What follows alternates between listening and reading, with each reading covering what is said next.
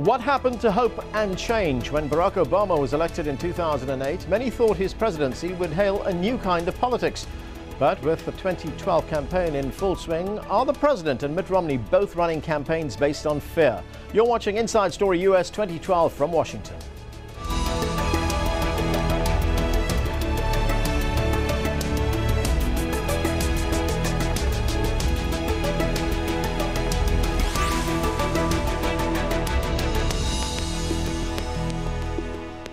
Hello, I'm Anand Naidu. Mitt Romney finally clinched the Republican nomination on Tuesday by clearing the benchmark of 1,444 delegates.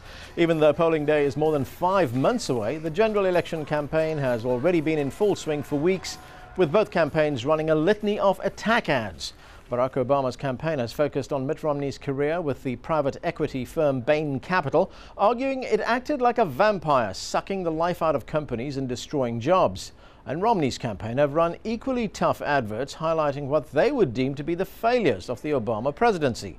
And some on the right of the party, including Donald Trump, are trying to reignite the so-called birther controversy, arguing there are doubts President Obama was born in the United States. All this, of course, feeds the unrelenting American news cycle as the news anchors chew over the latest controversies with little examination of policy.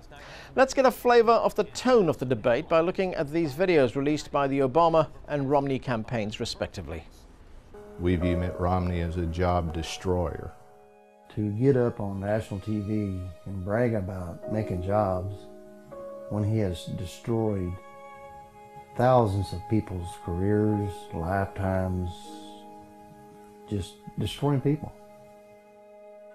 When it is a business model, and when it is deliberate, and when it is a thought-out strategy on how to take the value out of a company in a reckless way and hurt others, and you then become a proponent of that strategy and talk about it as if it's the soul of capitalism and literally the soul of America, I think nothing could be more offensive.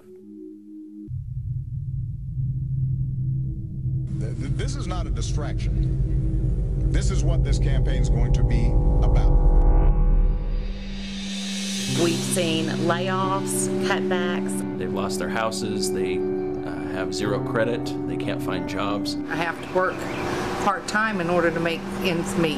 I've been looking for a job for 2 years, haven't found any. We've seen too many small businesses go out of business. Hardworking, good people, they have had to go into foreclosure and bankruptcy. I just lost my job recently. When it's all said and done, I'm making $200 a month. I had to file my own personal bankruptcy. I had to close my business. I expected great things from the president when he was elected, and now it's just a feeling of disappointment that he hasn't been able to fulfill all of the things, all of the changes that he talked about.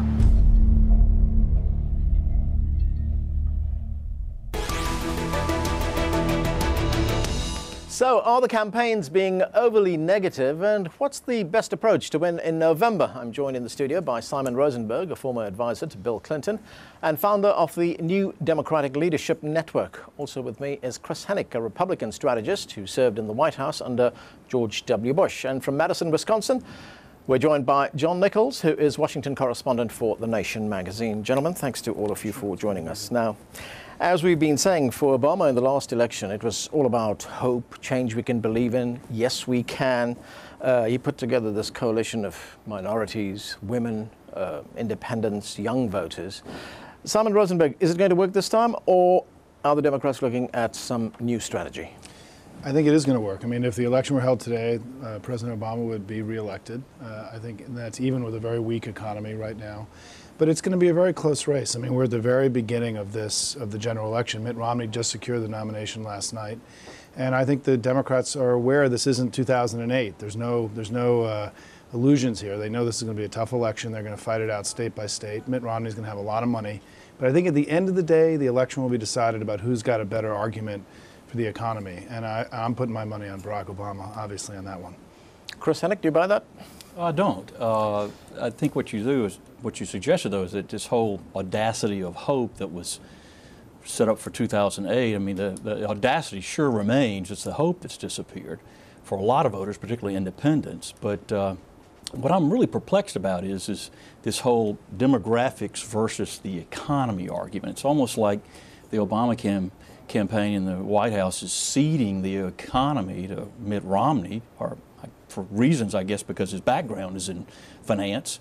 But in doing so, you're setting it up where there's a vein through the economy that runs through all demographics. So you're just giving it, it's just a little incoherent to me to try to sense from a re-election strategy where that gets you. Okay. John Nichols, during the Republican primary campaign, the Democrats were almost making fun of the candidates that were coming up on the Republican side, saying that, none of those candidates were any match for President Obama. Yet now we have a very close race. How did that happen? Well, it's a little bit like what Democrats said in 1980 about Ronald Reagan, or what Republicans said in 1992 about Bill Clinton. The fact of the matter is that when you have a down or difficult economic time, that's the moment at which an opposition candidate can defeat an incumbent president. And this has very little to do with Mitt Romney, and probably very little to do with Barack Obama, and an awfully lot to do with how the economy will look come October and November. What I can tell you, though, is that what Barack Obama is doing, this hard hit on Mitt Romney, is very traditional, very standard American politics. This is what Ronald Reagan did to Walter Mondale. This is what Richard Nixon did to George McGovern. It's what Franklin Roosevelt did to Alf Landon and Wendell Willkie. Mm-hmm. Simon, Obama was always seen as this very likable politician, a man who'd rise above the fray, and not get mixed up in it. But now he's going for the jugular. He's, going on this attack spree. Is that because the economy is his weak point? Well, I think he's trying to define Mitt Romney before Romney defines himself. I mean, Mitt Romney's still unknown to the general election audience, and they're trying to get out there and paint a picture of him that's negative. I mean, it's what a campaign is. I mean, every campaign is basically the same, right? It's here's what I've done, and here's what I'm going to do, and here's how I'm different from the other guy. And I agree with John. I think that's what you're seeing play out on both sides here. The most interesting thing is that can Mitt Romney begin to articulate a positive vision? We didn't see that during the primaries. He ran the most negative campaign in the history of American politics in the primaries.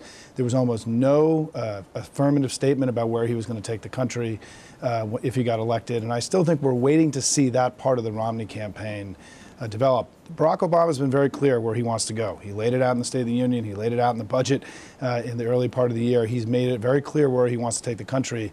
The big question is, what can Romney put on the table in terms of his positive vision? Okay, Chris, that's a big shortcoming for Romney, laying it out, telling us what he's going to do? I don't think it's too much of a shortcoming. In fact, he's proven himself to be very adroit. I have to say, I got to hand it to him with the ties to Obamacare, to the flip-flopper image, to the religion issue that was raised. I mean, he's come out to be very strong. Now, granted, those were audiences for Republicans, but I think it's proven that he's pretty adept. He's released a big education proposal right now. I disagree. He had a huge economic plan that only others, Santorum and others, were trying to mirror, but they never got to the right of him about where he was going on job creation. So if you go and study hard, they've got some serious policy people. So this is not a lack of thoughtfulness or a direction of where he wants to go as a nominee. Right. John, is the Obama campaign going to go negative in a big way here? I mean, they did go negative against John McCain back in 2008. But, what the experts here in Washington, the pundits as they're known, would have us believe that was just a walk in the park when you look at what the Democrats have got planned for Mitt Romney at this point. I think there's no question that this is going to be one of the most negative campaigns in American history. And people should remember that America has a deep, rich history of negative campaigns. Our first real presidential campaign in 1800 was bloody awful. And so what's different about this one is that the Obama team, which is very professional, has learned from the past. And they've learned, I think, that if you go soft against a hard-charging opponent, an opponent who's going to have a lot of money, perhaps even a money advantage, and certainly a lot of independent expenditures on his behalf, on his side, you can be defined out of the game. That's what happened to Jimmy Carter in 1980. Republicans like to compare Barack Obama to Jimmy Carter. But I don't think that Barack Obama is going to accept that role. I think he's going to come in very, very hard. And frankly, I think that most Republican or Democratic strategists would tell him that's what he needs to do. Right. Is that a danger for Romney here, Chris, the fact that he's being defined by Obama? Well, it's not a danger, but it's John's right. You expect it, and it's the clear question is it is a definition. But look, these the president is well known. Romney is about, from name ID, is about as getting there as close. But what you're seeing here is a sense of definition. For instance, this Solandra issue that we're seeing more that both the Romney campaign and then the super PAC, American Crossroads, are launching now. I mean, that really the point of that is goes to the heart of Obama's weakness, which is spending. It's not necessarily the sense of a bad investment. It's just wasting taxpayers' money, and it points to incompetence. On the other hand, that's Romney's strength, his managerial strengths, and certainly competence on that front. So you'll see a lot of those planting of the seeds, subtle sense about where they're going to go, and it's going to start week by week. We're seeing it now. So. Okay, and that's going to be a problem for Obama, isn't it, Simon? The fact that Solandra, the other side's going to try and define him as, look, this is the guy who put money into this company that went belly up. I think that's a peripheral issue. I mean, I think one of the most interesting things to me about what's going to happen with the Republican campaigns is that I think the American people know an awful lot about how bad the economy is. They've lived it. And the question is, how can the Republicans add value with their television ads? Because if they're going to spend $1 billion, which is what's being talked about on the Republican side, what information can they give the American people that they don't already have about the American economy and Barack Obama? They know an awful lot about him. So I feel like the Solandra thing... I guess it's assigning blame, right? But I think the Solandra thing, but I mean, I think the public sort of has a sense, I mean, if you look at the polling on this, I think it's very interesting right now, is that they're disappointed with Obama's performance, but they still don't hold him accountable for the economy. They still blame George Bush and the Republicans more than they blame the president. Now, that may change, right? That may change based on the campaign itself. But I think the Solandra thing, they're going to have to spend $100 million getting people to understand what Solandra is. It's an obscure single company, and I feel this is a sign of weakness right now of the Republicans. They're trying to invest in something that's so obscure to have to explain. It's hard to explain things like that to people that they don't know. And so I feel like the Republicans are still early in the game. I think they haven't really found their way yet. I think the Obama team, I would say the same thing. I mean, we're still very early in this campaign, but it is going to be a rough and tough and well-funded, hard-hitting campaign on both sides. We know that. Okay. But I was just going to say, if it is about the economy, then why is it that the Obama campaign is going back to Bain Capital or Romney's record in Massachusetts when that's not talking about the economy? They had this theme of forward. I mean, going back to all those years, before Romney was governor of Massachusetts, is not necessarily forward. So I think this whole, and in fact, they're losing a chance to talk about the economy, which they should, if Simon's right. Well, okay. I mean, as Simon says, it's very early in the campaign. Let's look at what the polls are saying right now. The political surveys are all over the map right now when it comes to evaluating each candidate's chances of winning. The Real Clear Politics website has averaged 7 recent national polls. It gave Obama 2.3%.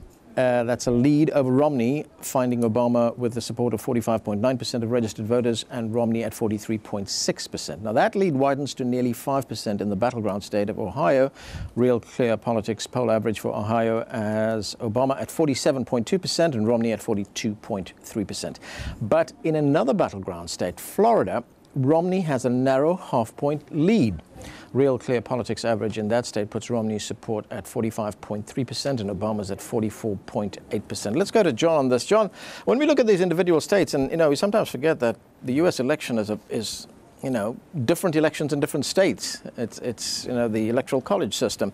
Who has the better organization, when it comes to turning out the vote in these swing states, these battleground states? I think the answer is probably the Republicans. And that is an antithetical answer. That goes against what we've tended to know in the past. Many of these battleground states are traditional industrial states with strong union bases within them.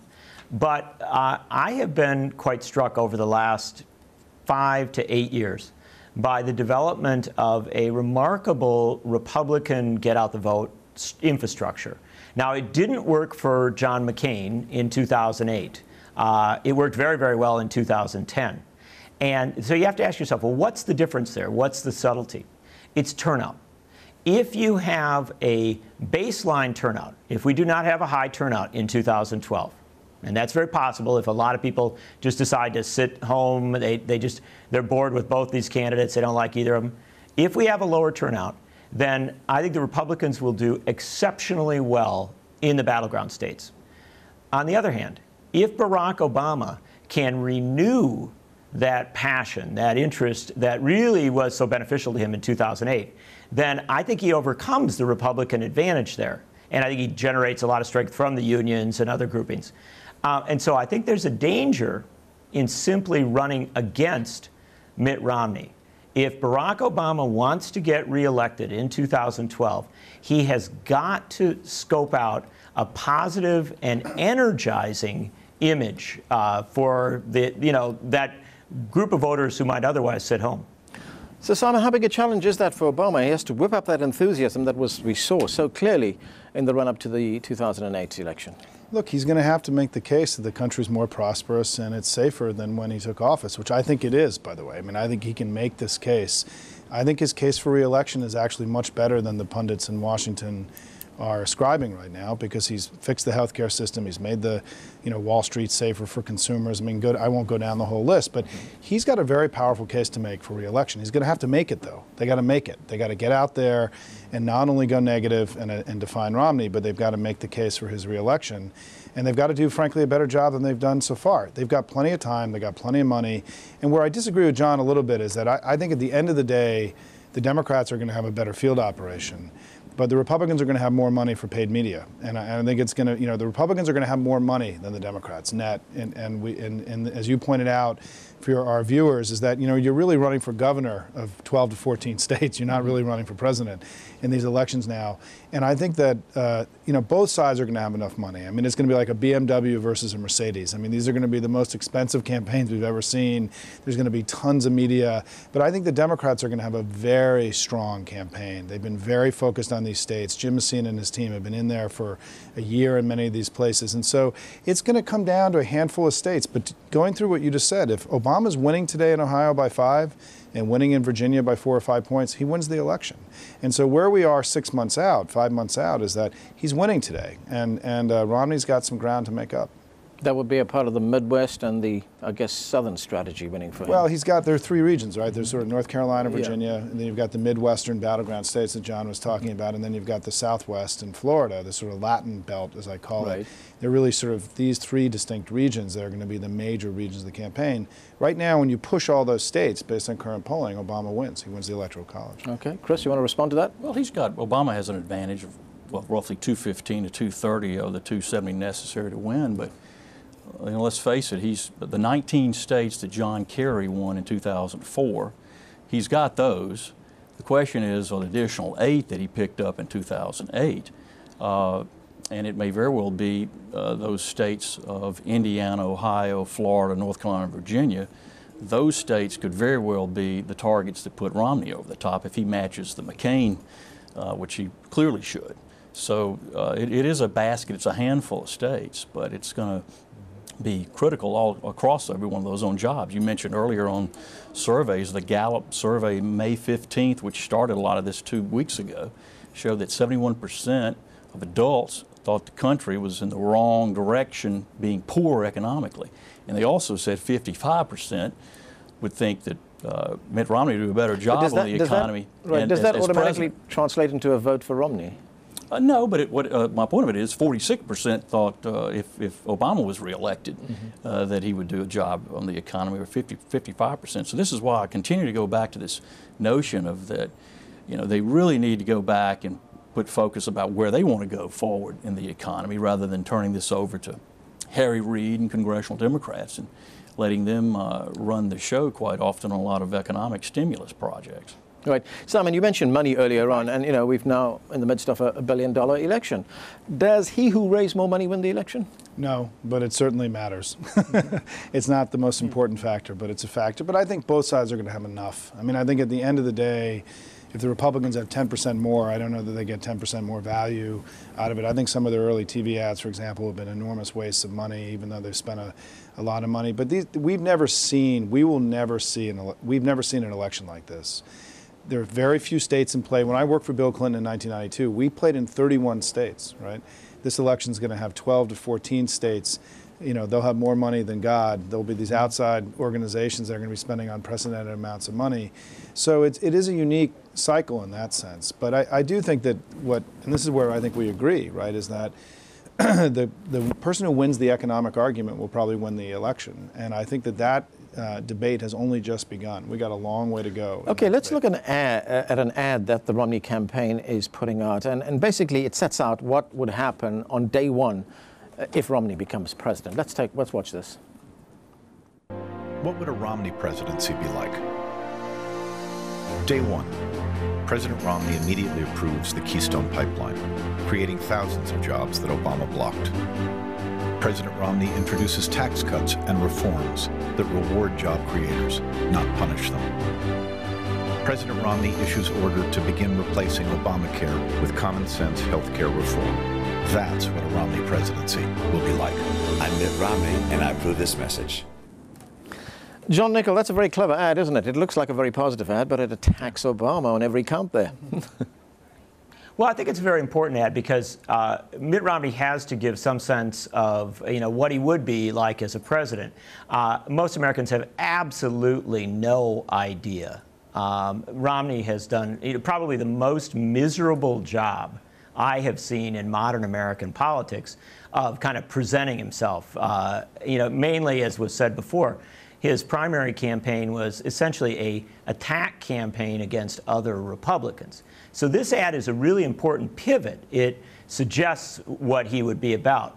The problem with the ad is that I travel around America a lot. I'm not in Washington that much. I tend to mostly be out in these battleground states.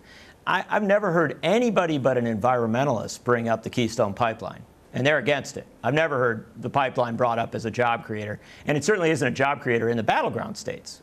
And taking apart health care, that's an interesting gambit. The health care bill polls badly as a whole. It polls incredibly well as pieces. And so I'm not sure that the confidence level goes to Romney on that one. So it's really that middle message about, you know, trying to reward job creators and stuff. And, you know, that's really just a question of you know, how foolish the American people are. Because, and I don't say this in a partisan way, but that's an argument that has been put out now for 30 or 40 years. We've been reducing taxes for decades, and there's no evidence that, quote unquote, rewarding the job creators creates jobs. When you give them tax breaks, they use the money to move jobs overseas. Okay, Chris? And people in the Midwest, battleground states, I think, know that. Well, with attitudes and opinions like that, that's why Governor Walker's going to win on his recall next Tuesday, where John sits. But no, the American people are not foolish. They need help. And this is a very serious strain on the economy. I'm sure your viewers see a lot of the global economy and what occurs elsewhere, but this is a domestic issue here. And there's a sentiment among independents and certainly among Republicans, but among conservative Democrats as well, too, not on social issues, but on economic issues, that this president has just missed his opportunity. He had great hopes where this program began, and those hopes have yet to be fulfilled. And it's not a backwards-looking campaign. All right, Simon, you're going to get the last word on the show. Does the president at some point pivot to foreign affairs? I think it's going to be a much bigger issue in the campaign than people say now. I think the economy is going to be the most important issue. But, you know, look, Mitt Romney yesterday went after the president on Syria policy. If they didn't think that was going to matter, then he wouldn't have spent a big chunk of his day yesterday trying to talk about it. You know, I think most presidential elections are about guns and butter. I mean, they're about peace and prosperity. Foreign policy will be a factor, less so perhaps in this election than others. that we've seen. But I think it will be, and certainly what's happened in North Africa and the Middle East, what's happening in Afghanistan and Pakistan and in Iraq will be, I think, a central part of the fall debate. Okay, gentlemen, that's where we're going to have to leave it. Thanks for joining us. And that is it from the team here in Washington, D.C. for now. Don't forget to follow us on Twitter and Facebook, where you can find more information about the program. And of course, we want to hear from you. Tell us what stories you think we should be covering. Send your ideas directly to us at insidestory@aljazeera.net. Thanks for watching.